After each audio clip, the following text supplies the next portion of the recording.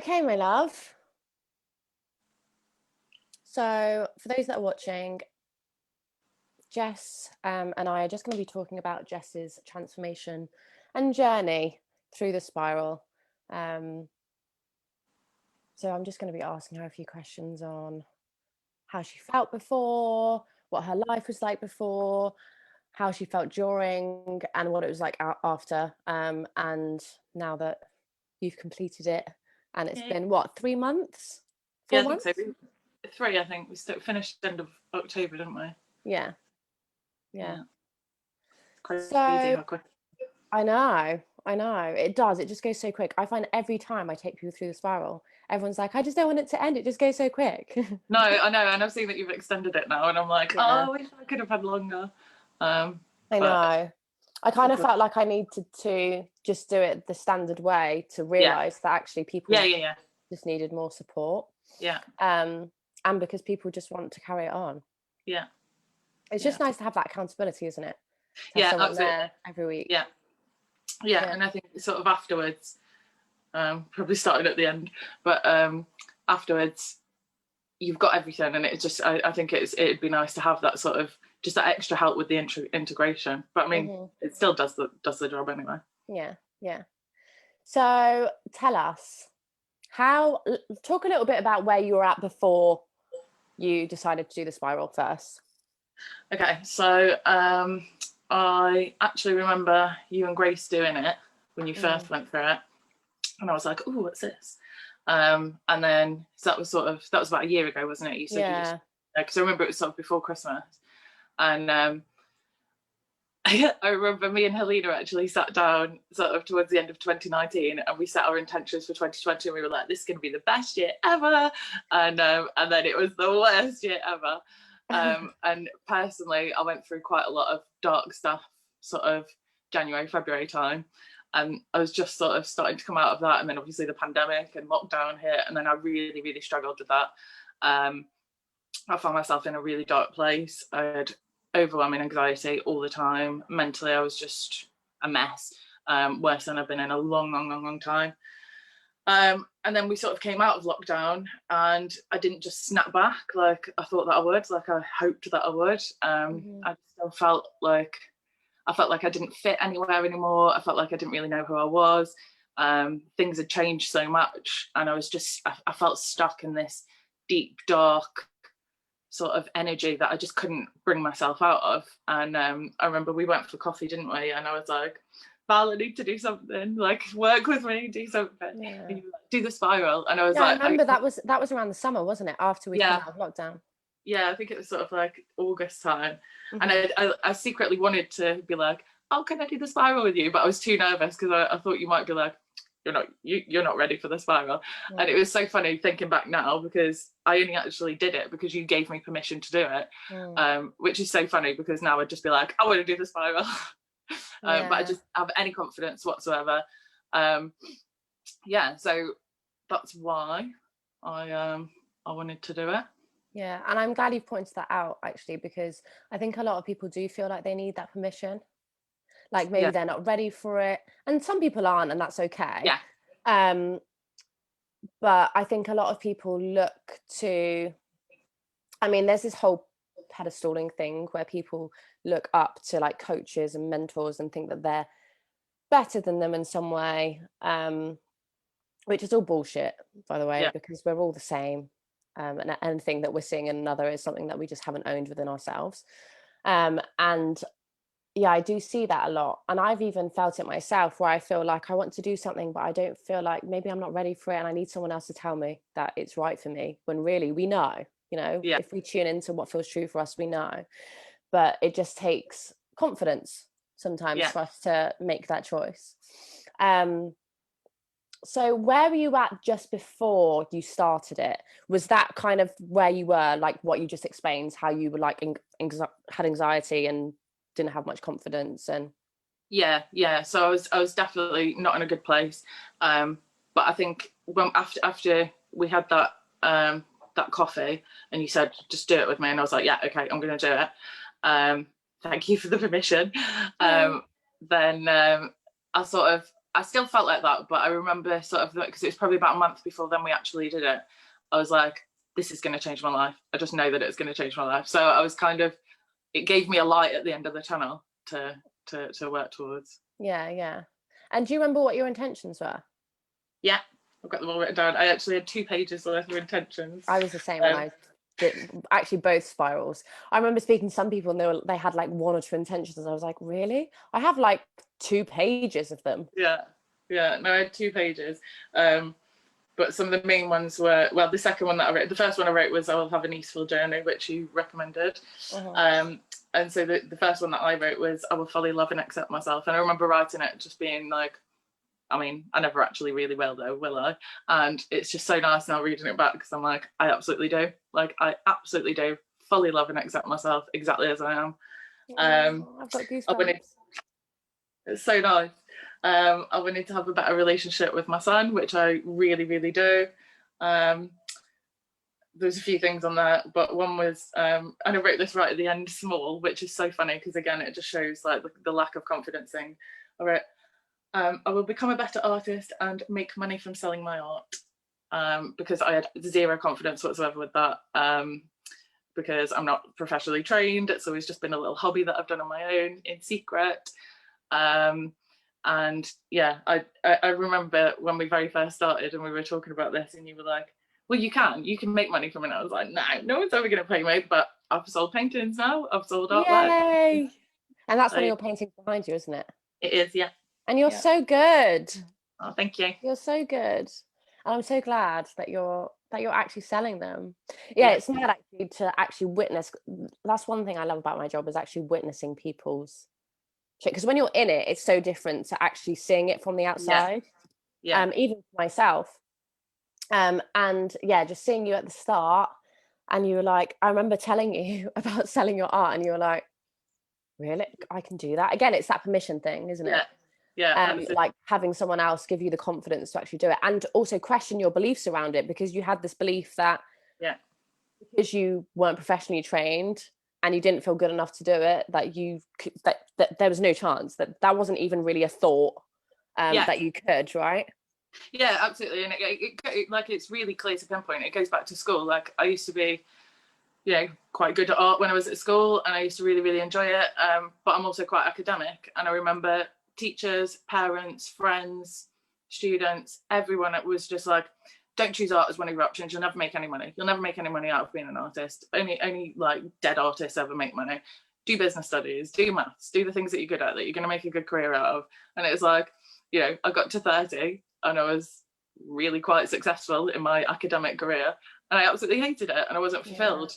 And I think I think things are changing nowadays a bit more, and obviously like social media and all sorts, like people realize that there's a lot of ways to make money out of art. It was different in the 90s maybe, but I think it's really important that actually we should support creativity and support what people want to do, and making money shouldn't be the goal, because there's always ways to make money out of something that you love, but there's lots of ways to make money doing stuff that you don't love, and that's not fulfilling, and that's not creating happiness or creating a life that you want. And it was really, really trying to break down sort of 30 years worth of those ingrained beliefs of, you have to make money by doing this is the only way to make money. Yeah, and that's what I love about the spiral, is it just really gets into the nitty-gritty, because we're going right into the ages of. And I love how like it just brings memories up, and you're like, oh my god, yes. And it's sometimes, I found when I did it, a lot of the times it was memories that I didn't even think would have affected me, and then you're like, shit, actually, that makes so much sense as to why that would have affected me, like as to why I felt like shame or like guilt around that, or anxiety or whatever it is. And it just shows also that subconsciously we're just kind of doing, like, living our lives without even realizing that we've got all of these beliefs that are dictating everything that we do. It's crazy as well to think that early interactions throughout your life, other people's opinions and other people's limiting beliefs are the ones that shape you, and then that's how you create your life going forward. And it's crazy to think, like, you wouldn't consciously as an adult be like, oh yeah, this person said that, so that's what I have to do. But so it's just clearing all of that stuff and being like, no, actually, what do I want and what is true for me? And it's just so sort of like freeing to be able to just get rid of all that crap and just be like, no, like I do what I want. Yeah, I felt like that so much after I did the spiral. I can just do whatever I want. Yeah. It's amazing. I'm just free. I'm a free being. Okay, so talk to us a little bit about your actual journey through the spiral. Okay, so the first week, so I didn't really know what to expect. I didn't really, you know, it's a bit of an enigma, isn't it, when you just like the spiral.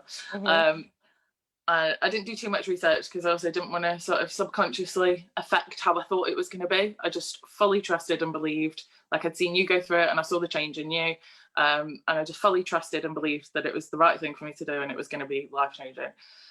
So we had our first session, and I wasn't really sure what to expect. And I think what shame was definitely in the first session, wasn't it? Shame, guilt, and dogma.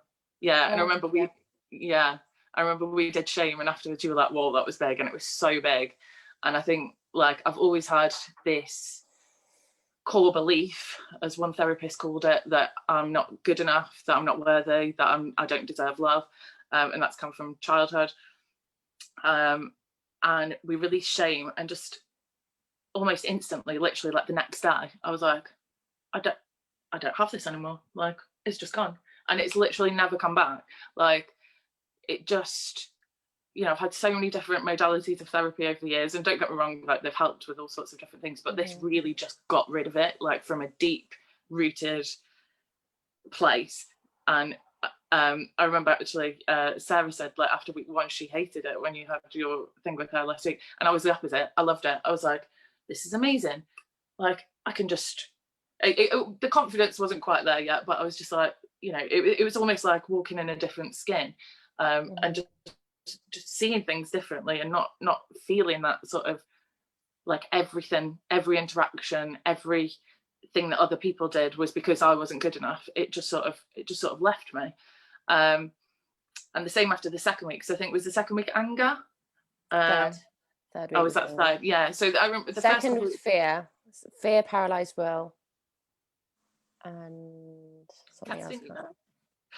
Definitely the first couple of weeks when we got like all the really low vibration stuff, that was really nice because it was really freeing, and I started to feel a lot more powerful and a lot more like lighter, and like all this crap I've been carrying for years, I just let it go. And then there was a period in the middle that I really struggled. I think, maybe around, I think it was after heart chakra week actually. Which is weird because I expected that to be where I'd be all like, oh, lovey, like everything's amazing. But actually that's when I really struggled, and I remember cried on my sofa for about 3 days.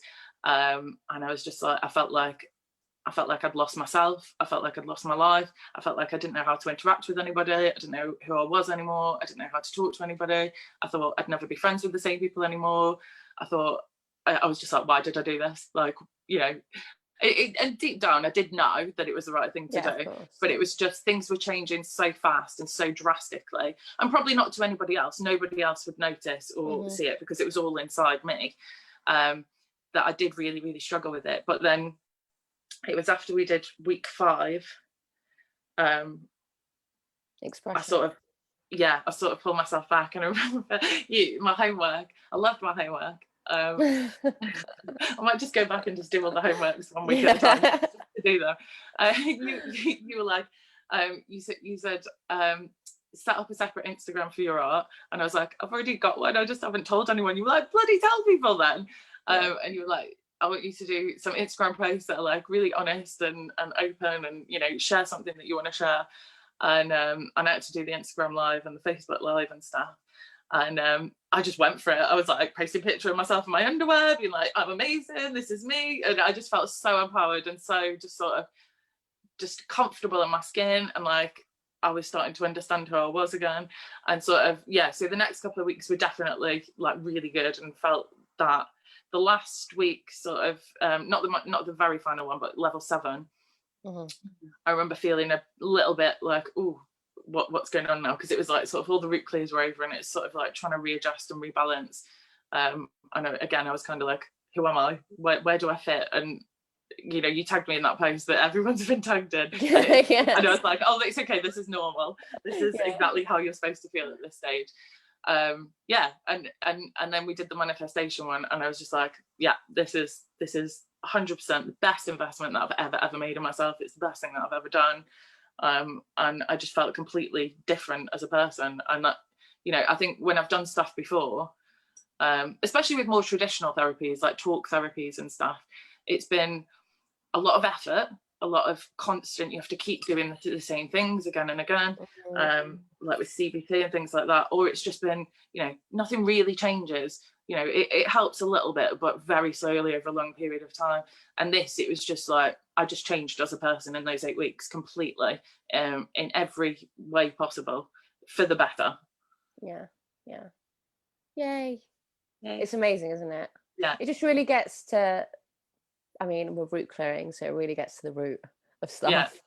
And yeah, like you were saying, like level 4, you thought you were going to be like, oh my God, I just love myself. But yeah, I mean, I say this to all my clients, you know, because I've said this to you. It's so normal for things to arise and come up to be, you know, seen, looked at in a new way.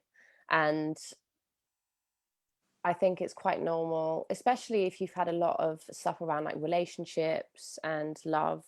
I know a few people, I can't remember what my journey was like actually level 4.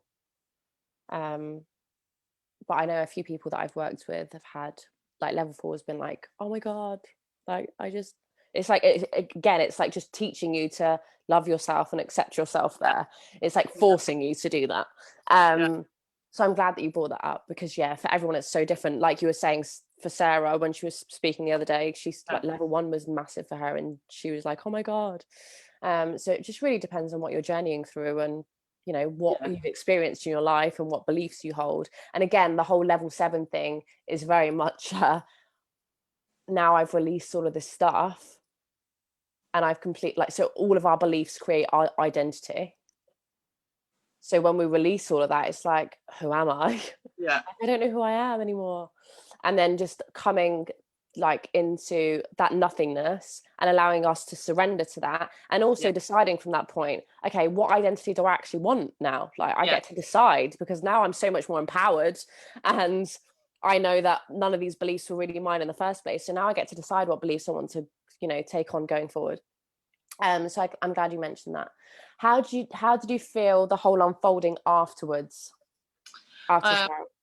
So after we were done, so I was like on just super high, like when we finished, and I was like, yeah, I'm going to take over the world, everything's amazing, I'm going to do this, I'm going to do that. And then but I also really didn't want to speak to people or engage with people for a few weeks. I was just kind of like, I don't know, I kind of wanted to keep it to myself, like this new version of me. I was like, I don't know, I'm not ready to share this with anyone yet. So I didn't really interact with people that much.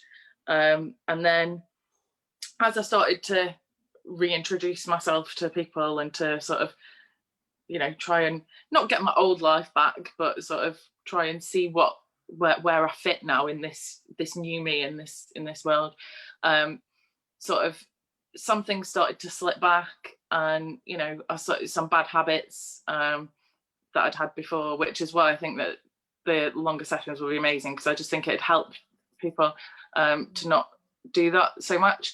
But it was weird because I sort of, it's difficult changing habits of literally a lifetime, and I sort of started to, you know, act a certain way or do the same sort of things that I'd done before, and it just felt like a jumper that doesn't fit properly anymore, or like, you know, yeah, this is familiar, but it's not quite right. It didn't quite sort of fit. So I sort of again took myself away a little bit to really just remind myself of my intentions, sort of refocus on what I want.